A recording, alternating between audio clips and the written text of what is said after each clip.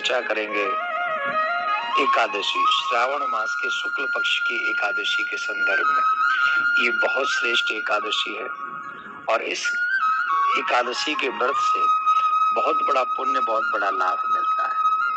भगवान श्री कृष्ण से जब धर्मराज ने पूछा कि श्रावण मास की शुक्ल पक्ष की एकादशी को क्या कहते हैं, उसका नाम क्या है और उस एकादशी को करने का फल क्या है, तो भगवान श्री कृष्ण कहते हैं ये पवित्रता एकादशी है और इस एकादशी का बहुत बड़ा फल है। मैं पूर्व एक राजा की कथा सुनाता हूं तुम्हें, जिससे तुम्हें इस कथा का लाभ प्राप्त समझ, एकादशी व्रत का लाभ समझ में आएगा कि ये कितना महत्वपूर्ण है।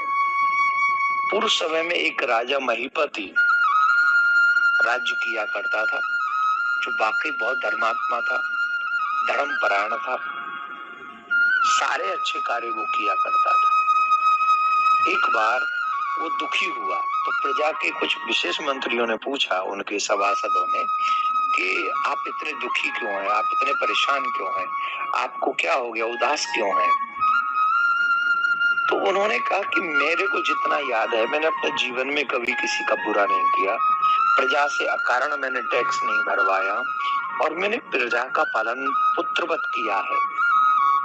जैसे पुत्र का पालन करते हैं वैसे मैंने प्रजा का पालन किया है।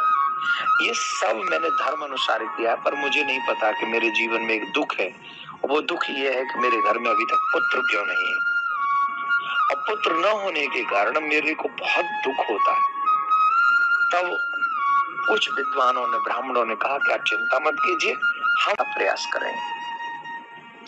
तो उस समय कुछ संत विद्वान ब्राह्मण वन में गए किसी ऐसे श्रेष्ठ संत को ढूंढने के लिए जो उस कष्ट का निवारण कर सके। तो सब लोग ढूंढते ढूंढते लोमस ऋषि के आश्रम में पहुंचे और लोमस ऋषि से कहा कि प्रभु ऐसे ऐसे हमारे राजा को दुख है।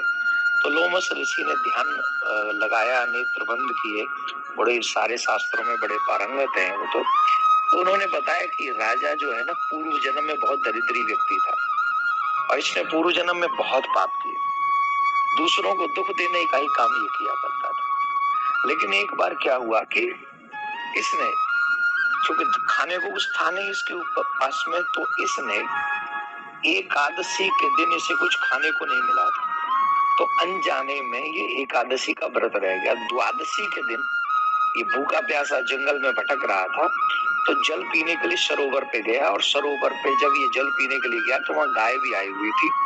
गाय जो आई थी वो गर्भवती थी और वहां जल पीना चाह रही थी, उस गाय को भगा दिया वहां से। तो उसका एक और बछड़ा था जो उसे बिछड़ गया था। इससे एक पाप हो गया कि इसने गाय को बछड़े से दूर कर दिया था, जिसके कारण पहला ये अनजाने में एकादशी का व्रत रहा, तो उसके कारण तो ये राजा बन गया। अनजाने में एकादशी व्रत किया तो वो राजा बन गया, लेकिन जानबूझकर इसने उस गाय को बछड़े से दूर कर दिया, इसलिए इसके जीवन में पुत्र नहीं। तुम लोग मिलकर श्रावण मास के शुक्ल पक्ष की एकादशी, जिसे पवित्र एकादशी कहते हैं, अगर तुम इसका व्रत करोगे तो निश्चित तौर पर और पूरा फल दोगे इस राजा को, तो इनको पुत्र हो जाएगा। और ऐसा ही हुआ, उन्होंने वो व्रत किया और उन्होंने सारा संकल्प करके फल राजा को दे दिया। ठीक 9 महीने सुंदर पुत्र हुआ, जिसके बाद इस एकादशी का नाम पुत्रदा एकादशी भी हो गया।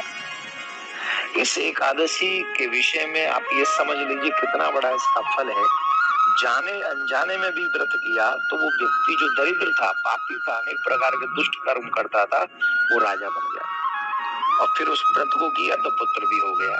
कहते हैं जो व्यक्ति इसे जानबूझ कर रखता है, नियम का पालन करता है, रात्रि जागरण करता है और ब्रह्मचर्य का पालन करता है, वो व्यक्ति निश्चित तौर पर भगवान की कृपा को प्राप्त करता है, भोग भी मिलते हैं और अंत में मुक्ति भी मिलती है। तो 16 तारीख को हम एकादशी का व्रत करेंगे और पारायण समय जो रहेगा वो 17 तारीख को रहेगा। 5:30 बजे के बाद 7:50 तक हम लोग पारायण कर सकते हैं। तो आप सबसे मेरा निवेदन है, अपने बच्चों को अभी से जो 7-8-9 साल के हो गए, उनको अभी से एकादशी व्रत कराने का प्रयास किया करें और आप जो स्वस्थ करें। प्रिया कांजू आपकी मनोकामना पूर्ण करें। आप राधे राधे भक्तों, अगर वीडियो अच्छी लगे तो चैनल को सब्सक्राइब करें, लाइक करें और बेल आइकन को ज़रूर प्रेस करें। राधे राधे।